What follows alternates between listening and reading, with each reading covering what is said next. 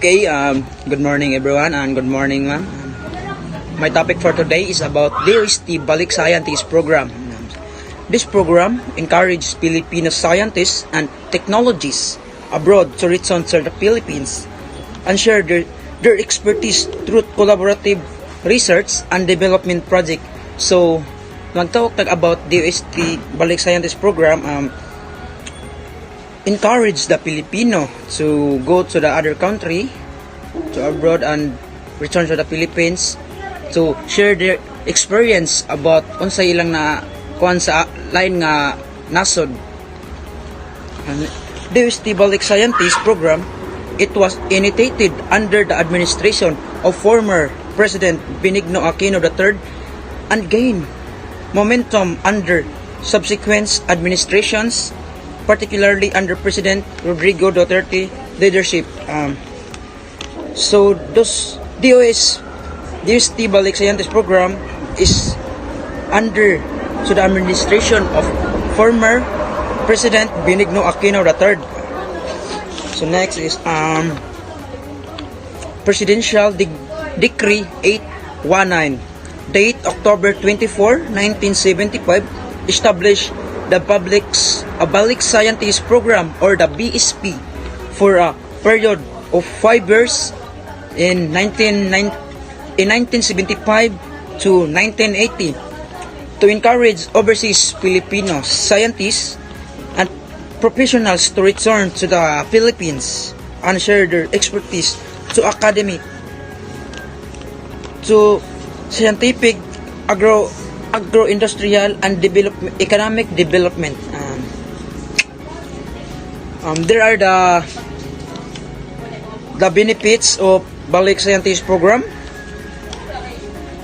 Aims to promote information and change and accelerate the flow of the new technology into the country, through strengthening and scientific and technological manpower of the academic and public and private institution.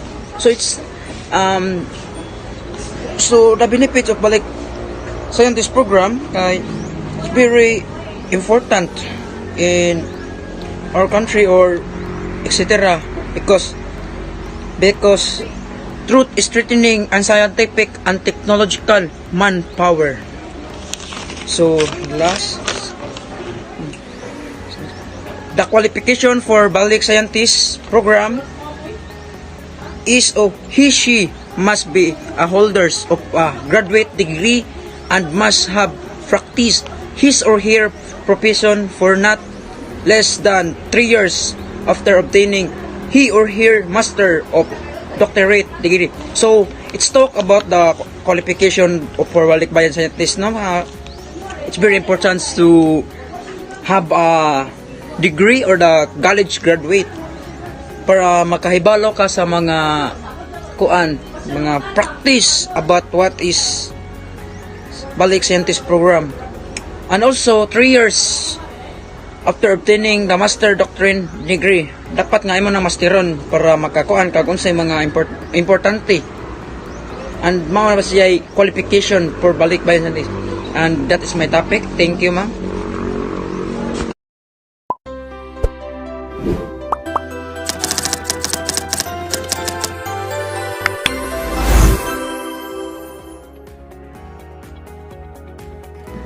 The Science for Change program, this initiative focuses on supporting research and development projects that address key societal issues and contribute to national development goals.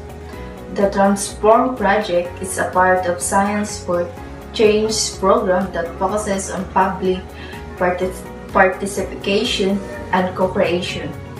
In this project, the European regions Catalonia, Lombardy, and Brazil capital have joined forces on experiment and adopt innovative methodologies.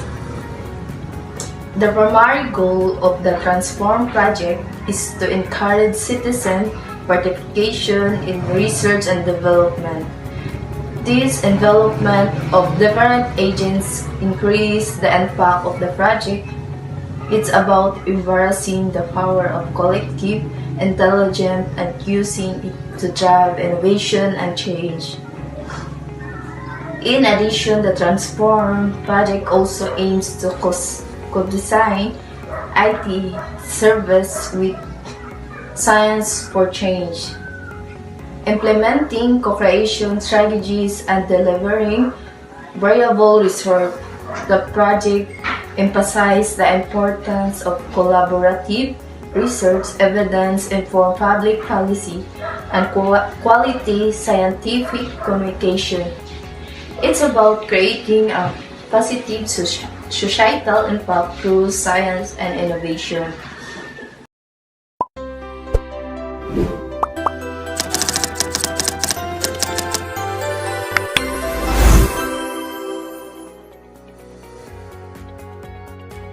The DOST monitoring of water quality in major river and water bodies program is an initiative by the Department of Science and Technology, or the DOST, in the Philippines.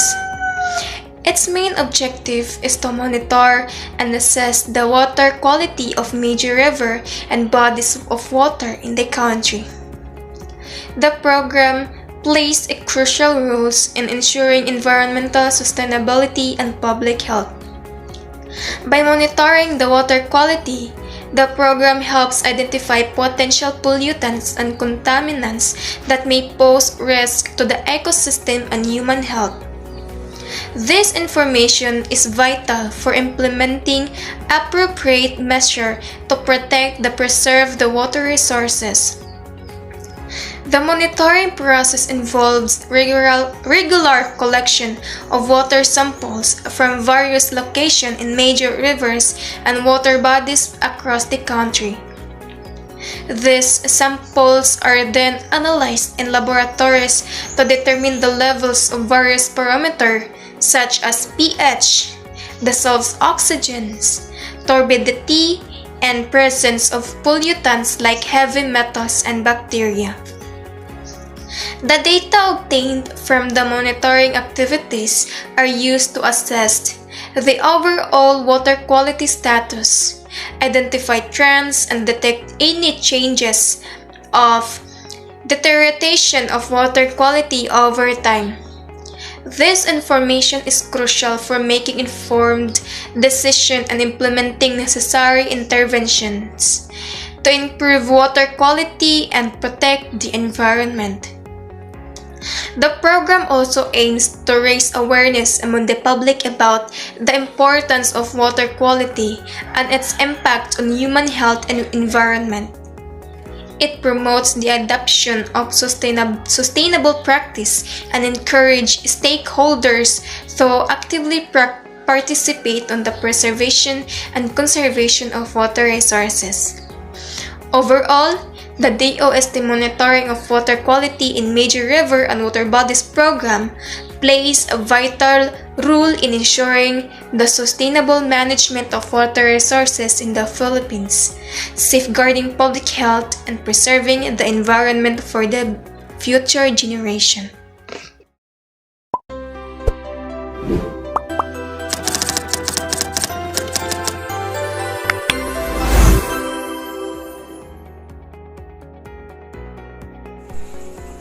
Energy and Emerging Technology Research and Development, or PERSER. The Philippine Council for Industry, Energy and Emerging Technology Research and Development, or PERSER, is a vital government agency dedicated to advancing research and development efforts in various sectors within the Philippines. Established under the Department of Science and Technology, or DOST, PERSER play a crucial role in enhancing the country's competitiveness, involving capacity through its support research initiative in industry and energy and emerging technology. PERSER's mission is to foster the growth of industry, promote sustainable energy development, and drive innovation in emerging technologies to propel the Philippines toward economic prosperity and technological advancement. PERSER's activities are centered around three main focus: industries, energy, and emerging technologies.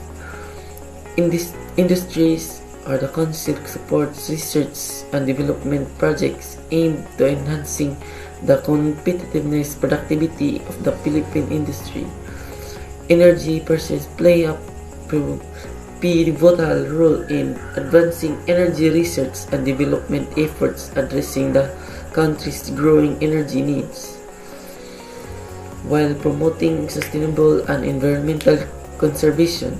Emerging technologies pursues foster in innovating emerging technologies such as artificial intelligence, biotech technology, nanotechnology, and information technology.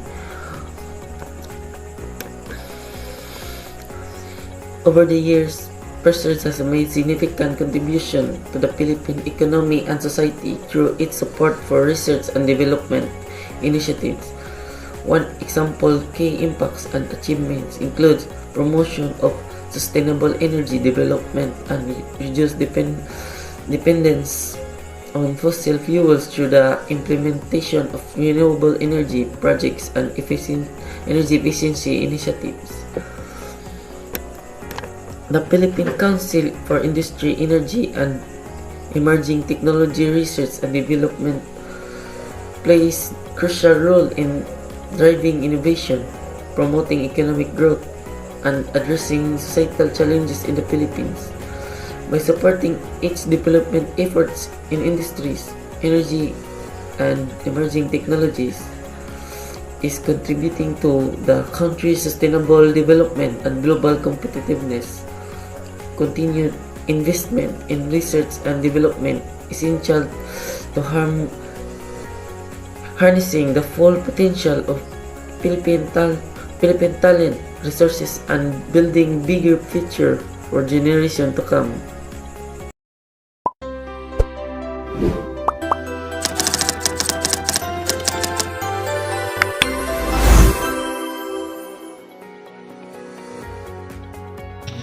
The Phil Leader 1 and 2 programs are initiatives in the Philippines that make use of light detection and ranging technology to create detailed and high-resolution maps.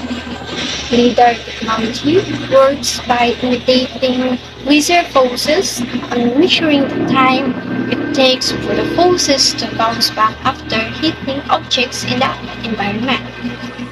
This allows for the creation of highly accurate 3D maps of the terrain and objects on the ground. The main purpose of the PhilLIDAR programs is to support various applications related to disaster risk reduction, resource management, and environmental protection.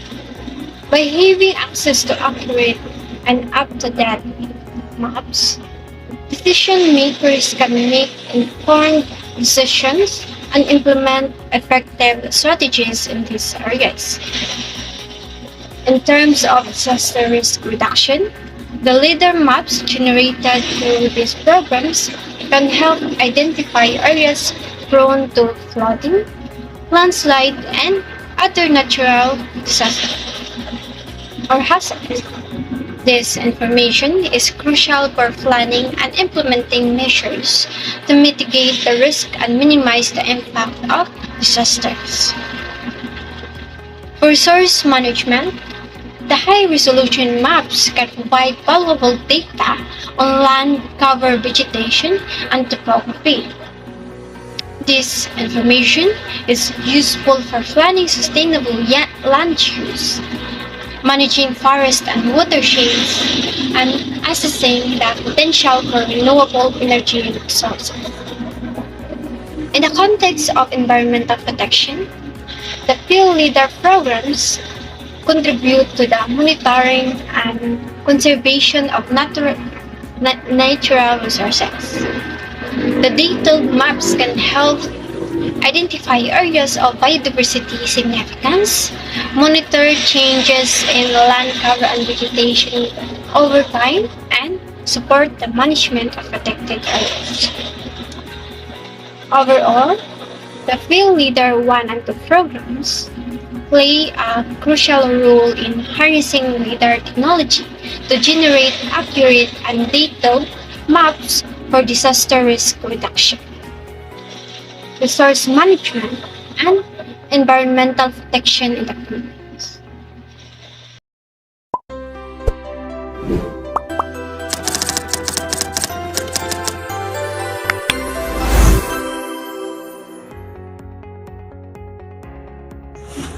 Ramon Barba. Ramon Barba was born on August 31, 1939, the youngest of the four children. His father, Juan Badamba Barba, was a lawyer, and his mother, Lourdes Cabanos, was like Ramon himself. A graduate of the University of the Philippines, he finished his elementary education in 1951 at the Santa Rosa Academy, where he was the third highest of this group. Barba then attended the University of the Philippines, where he met Dr. Helen Layasa Valyamur, who was famous for her research about orchids. She was his teacher for biology laboratory classes. At the University of the Philippines in Los Baños, Laguna, he finished his college degree. In 1958, he graduated and obtained his degree in Bachelor of Science in Agriculture with a major in agronomy and fruit production. His inspiration to study in this field came from his grandfather Juan Cabanos, who was then an official of the Bureau of Plants and Industry, and Dr. L.J. Gonzalez, who is considered as the father of horticulture in the Philippines. After graduating, Barba served as an assistant instructor from 1958 to 1960 in the Department of Agronomy, Fruit Crops Section, University of the Philippines College of Agriculture. Barba left his university positions to take up a scholarship which allowed him to attend the University of Georgia. There, he conducted a number of experiments concerning how to make plants flower using fertilizer containing gibberellic acid and potassium nitrate. In 1962, he graduated with distinction with a Master of Science in Horticulture from the University of Georgia. He furthered his education by obtaining a doctorate in plant psychology, specializing in tropical fruit and tissue culture in the East-West Center in the Hawaii. He earned his doctorate in 1967 with a PhD in horticulture. Barba was appointed an assistant professor at the UPCA in 1969, later resigning in 1975. He was reappointed as a professor in 1981. The Philippines is known as a largely agricultural country, and Barba's dedication to finding solutions helped mango export flourish benefited the same country. He proposed that a chemical spray with ethereal may induce flowering but not could obtain permission to begin trials. He had previously conducted research using ethereal and potassium nitrate and wanted trial to try the fertilizers of mango trees. From further studies conducted spraying flash onto mango trees, this product tripled the mango yield, making mangoes available thrice instead of just once a year. The fruit were 15% smaller, but overall the mangoes were good quality. Later studies showed the trees which been sprayed bore fruit 30 years later.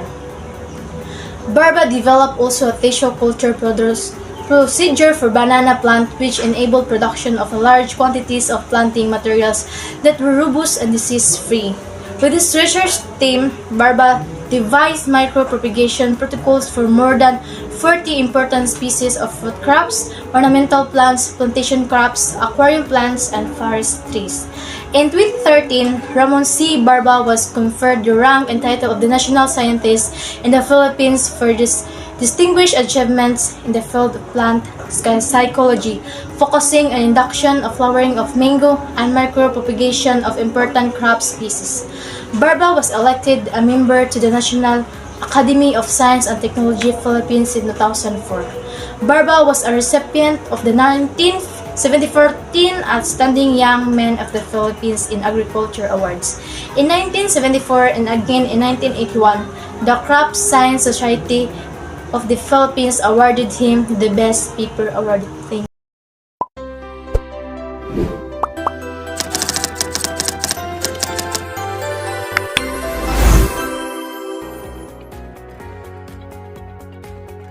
One of the Philippine scientists that innovates something related to science and technology is Dr. Angel C. Alcala. National scientist Dr. Angel C. Alcala is a marine biologist, herpetologist, research advocate, civil servant, and an acclaimed scientist, had passed on last February 1, 2023 at the age of 93. As a well-renowned scientist, he was recognized for his outstanding scientific contributions to the systematics, ecology, and diversity of amphibians and reptiles, and marine biodiversity, reef fishes, and conservation of marine protected areas. His research and advocacy for marine no-take zones led to a national policy and program that established no-take marine protected areas all over the country and became a model of coastal resource management and conservation that many countries have adopted. Dr. Alcala was born in Negros Occidental on March 1, 1929. He grew up in a family of 10 siblings. His family resided in Kaliling, a coastal village in Kawayan of Negros Occidental, famous for its immaculate beach where Dr. Alcala's connection to marine life began. He planned to take medical studies after completing a pre-medical course at Silliman University. However, due to financial constraints, he chose to stay at Silliman University and finish a degree in biology. He obtained his Bachelor of Science in Biology magna cum laude from Silliman University in 1951, his Master of Arts, and his Doctor of Philosophy in Biological Science from Stanford University in 1960 and 1966 respectively. He also received honorary doctorates from Xavier University and the University of Southeastern Philippines. Dr. Alcala started as an instructor in biology at Silliman University to having various high-ranking positions, including Dean of the College of Arts and Sciences, Director of the Marine Laboratory, and eventually President of the University from 1991 to 1992. He founded the Silliman Marine Laboratory, which has been active in research in marine protected areas, fisheries and marine biodiversity, mariculture and conservation of Philippine plant and animal species. His marine science publications consist of about 80 papers on coral reef fish, marine reserves, and the long-term effects of protection on marine biodiversities such as corals and top predatory fish. Most of these papers have been published in referred international journals and books. In 1992, former President Fidel V. Ramos appointed him as a Secretary of the Department of Environment and Natural Resources, where he initiated DENR's program on marine conservation. He was also designated as the first chairman of the Commission on Higher Education, or CHED, from 1995 to 1999, where he served with probity, integrity, and transparency. In addition, he promoted faculty capacity building and research projects to encourage research programs in colleges and universities. Many of the remarkable awards of Dr. Alcala received are the Likas Yaman Award by the Ministry of Environment and Natural Resources in 1979, the Ilaw ng Karunungan Award for Biological Sciences by the Philippine Fulbrighters Association in 1983, the Outstanding Biologist for Region 8 by the National Science and Technology Authority in 1985. We have the Ramon Magsaysay Award for Public Service in 1992, Outstanding Men and Women of Science by the Department of Science and Technology in 2009, and Gregorio Y. Zara Medal for Basic Science by the Philippine Association for the Advancement of Science, INC.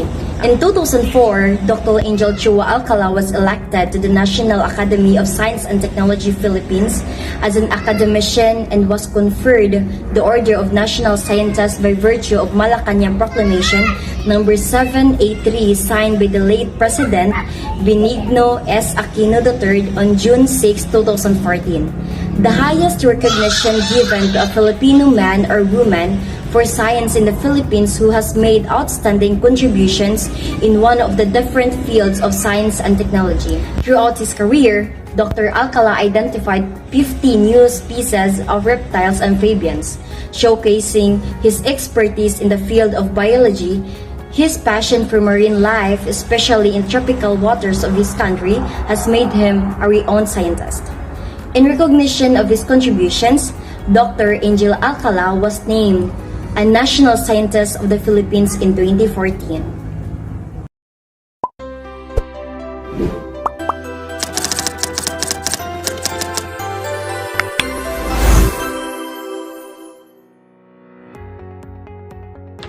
Dr. Dindo Tabanao is an exceptional figure in the realm of renewable energy. His expertise as a physicist has been instrumental in shaping the advancement of solar energy technologies in the Philippines. With a keen focus on photovoltaics, through his dedication and hard work, Dr. Tabanao has pioneered groundbreaking developments that have significantly impacted the renewable energy sector in our country. As a specialist in renewable energy, Dr. Tabanao contributions have been profound. His innovative research and projects have led to significant advancement in harnessing solar power efficiently and sustainability. Dr. Tabanao's work has not even elevated the status of solar energy in the Philippines, but has also paved the way for its widespread adoption, making it accessible to communities across the nation. Beyond his professional achievements, Dr. Tabanao's passion for renewable energy extends to advocacy and education. He is a vocal proponent of a clean energy solution and has inspired many individuals and organizations to embrace sustainable practices. Dr. Tabanao's legacy serves as a statement to the transformative power of scientific expertise and dedication in shaping more environmentally conscious and sustainable future for the society. In conclusion, Dr. Dindo Tabanao's work as a physicist specializing in renewable energy has left an edible mark on the landscape of solar technology in the Philippines. His pioneering efforts have not only advanced of the photovoltaics but has also inspired a new generation of innovators and advocates for clean energy. As we continue to strive towards a greener and more sustainable future, Dr. Tabanao's legacy will undoubtedly continue to guide and inspire us along all the way.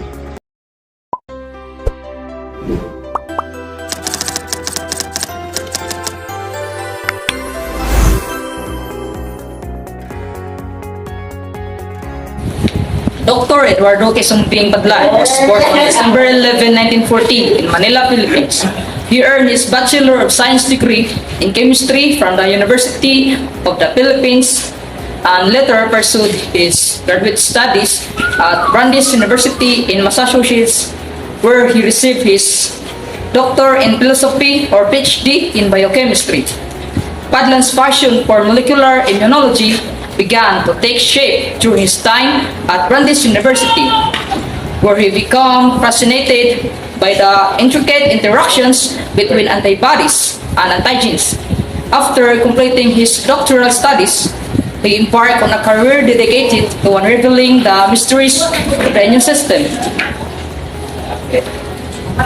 Throughout his illustrious career, Padlan has held various academic and research positions, including serving as a staff scientist at the National Institutes of Health or NIH in the United States and as a professor at the University of the Philippines College of Medicine. Padlan's research has been recognized internationally and has received numerous awards and honors for his contributions to molecular immunology. He is a highly respected figure in the scientific community, known for his meticulous approach to research and his dedication to advancing our understanding of the immune system. Outside of his scientific pursuits, Padlan is known for his humility and generosity. often mentoring aspiring scientists and sharing his knowledge with the next generation of researchers.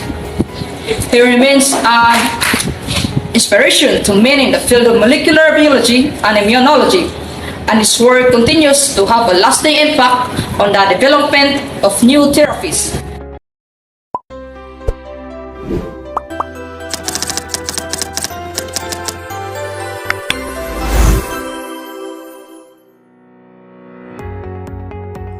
Dr. Edgardo Gomez is a distinguished figure in the realm of marine biology, hailed for his profound contributions that have shaped the landscape of science and technology. His journey into the world of marine science has been marked by a relentless pursuit of understanding and preserving our oceans. As a pioneering marine biologist from the Philippines, Dr. Gomez has focused extensively on coral reef ecology and revealing the intricacies of these vibrant ecosystems. His research has not only deepened our understanding of marine biodiversity but has also underscored the urgent need for conservation efforts. One of Dr. Gomez's most significant impacts lies in his advocacy for sustainable coastal resource management. His work has influenced policies and initiatives aimed at safeguarding coastal environments and fostering responsible practices. This dedication has resonated particularly in the Coral Triangle region, where Dr. Gomez has played a pivotal role in promoting strategies for the conservation of marine life. His vision extends beyond scientific inquiry, encompassing a commitment to ensuring the longevity of our oceans and the well-being of communities dependent on marine resources. In addition to his ecological contributions, Dr. Gomez has been at the forefront of technological innovation in marine research. He has actively engaged in the development and implementation of cutting-edge technologies for underwater exploration and monitoring. These advancements have not only expanded the scope of marine science but have also provided essential tools for conservationists and policymakers. Dr. Edgardo Gomez's legacy is a testament to the symbiotic relationship between scientific inquiry, environmental advocacy, and technological innovation, leaving an indelible mark on the trajectory of marine science and conservation.